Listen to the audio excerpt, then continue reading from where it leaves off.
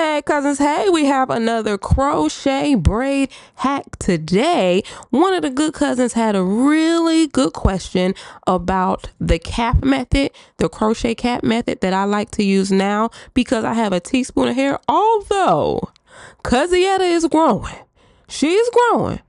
But the good cousin said, my fear is that the cap will fall off and in a public setting. Ooh, Chad, love this. Can you provide a full tutorial showing how you secure the cap? Absolutely. Now, as you can see, my hair is already banded. You want to make sure that you band loosely, y'all. We are not snatching out our hair for no hairstyle. We're not doing that, okay? We're not even promoting that over here. So, I'm kind of like making them snug because I don't band tightly. The key to this particular method is to make sure that your cap is, while you are crocheting, making sure that it is stretched out, okay? You want to stretch that sucker all the way out, and then you're going to create a perimeter around where those bands are. And I have a little bit of a leave out. That's why I have the clips in the front. It's just gathering the leave out of the way so I don't even introduce any of that particular hair into my crochet by accident.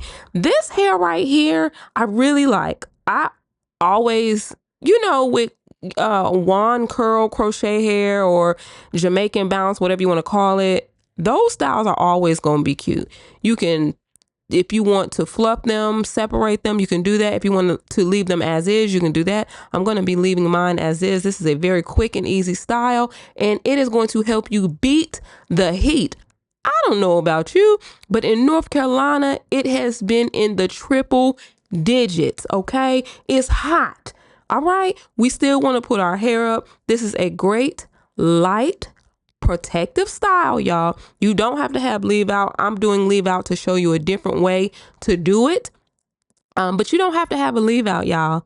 So, and you can finagle it however you want to finagle it. You can have updos, you can wear it down, but it's very light, very bouncy, nothing heavy, nothing too much, okay? While we are fighting for our lives in this heat. So here's the key for a very secure cap. You're going to go around in a circle. Don't even worry about the inside, the middle part, around the crown and so on and so forth of your head. You are going to crochet, find all of the bands around your head, and you are going to crochet underneath the cap and underneath the rubber band. That secures it in place, y'all. That is what gives it that security. So essentially, you are kind of creating a wig in the middle of your head, in the back. It really depends on how you do your installation. In this case, it's going to be full all the way, the sides and the back, but I do have a small leave out in the front, so that part is left open as far as hair being left out. But you're going to see I'm going around in a circle around the perimeter. Once I crochet all of the bands around the perimeter, I'm going to go through again in that same circular direction, but I'm going to go in between those bands, which the same concept applies, but you're crocheting through the cap and through the hair, if that makes sense. So there may not be a rubber band where you are, but there will be hair where you are. Okay. So just continue. So I'm going around in a circle 2 times. The first time, straight puffs. Like everywhere there's a puff going in a circle around the perimeter of my head, I'm going to put a crochet piece there. Okay. That's the first time.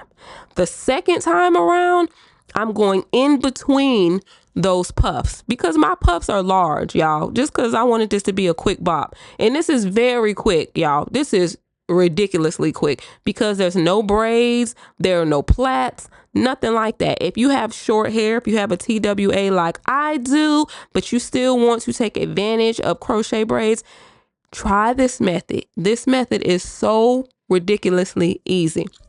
So as you see here, now I'm doing the same thing again, but I'm going through the hair, like off to the side of where your rubber band is. You know, there's still hair that's inside your little box or whatever. That's where what you are crocheting. So you are essentially